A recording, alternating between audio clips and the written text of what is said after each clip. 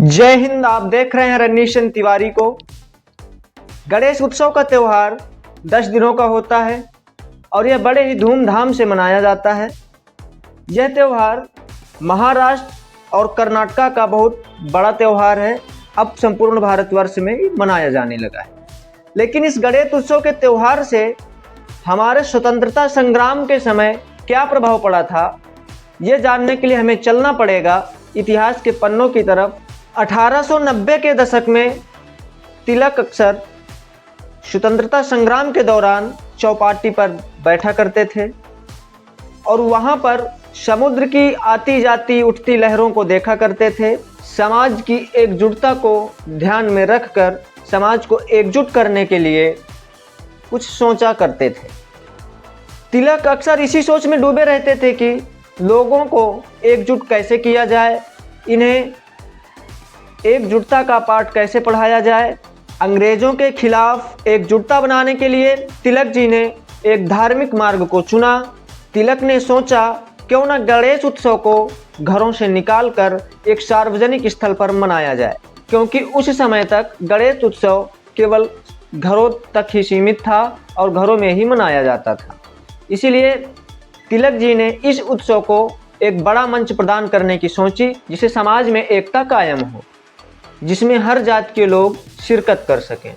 इस त्यौहार को मनाने का उद्देश्य अंग्रेज़ों के खिलाफ भारतीयों को एकजुट करना था। आज जिस गणेश उत्सव को लोग बड़ी धूमधाम से मनाते हैं, इसके लिए बाल गंगाधर तिलक जी को कई बहुत बड़ी समस्याओं का सामना भी करना पड़ा था। बाल गंगाधर तिलक ने गणेश चतुर्थी उत्सव को एक भव्य सामुदायिक कार्यक्रम बनाने में महत्वपूर्ण भूमिका निभाई थी। सन 1893 में बाल गंगाधर तिलक जी ने केशव जी नाइक चाल सार्वजनिक गणेश उत्सव मंडल की नींव डाली। राष्ट्रवादी नेता तिलक जी ने भारतीय संस्कृति प्रथाओं का उपयोग करके ब्रिटिश शासन के खिलाफ समाज को एकजुट करने और संगठित करने का काम किया, जो सफल भी हुआ। उन्होंने उत्सव के दौरान देशभक्ति पर जोर देते हुए और राष्ट्रवादी विचारधारा को बढ़ावा देते हुए सार्वजनिक गणपति पूजा की परंपरा डाली।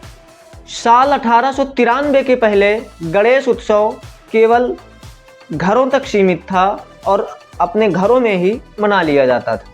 इसके पीछे ब्रिटिश गुलामी, मुगलों की गुलामी और ताड़ना जैसी कई बहुत सारी वजहें शामिल थीं। धार्मिक लोग अपने घरों में ही गणेश उत्सव को मनाने पर मजबूर थे।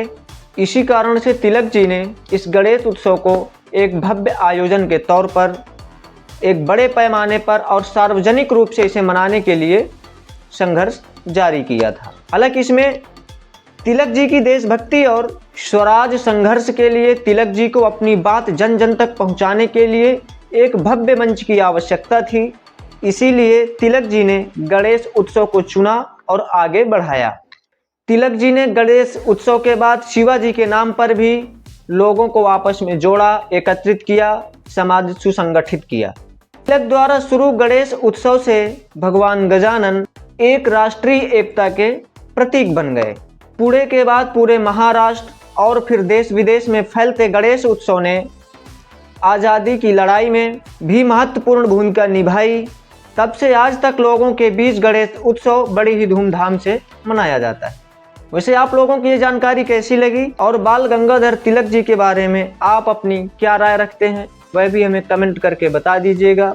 और यह वीडियो अगर पसंद आया हो तो एक लाइक कर दीजिएगा और इसे अपने दोस्तों के साथ जरूर शेयर कर दीजिएगा। मिलते हैं अगले वीडियो में, तब तक के लिए जय हिंद।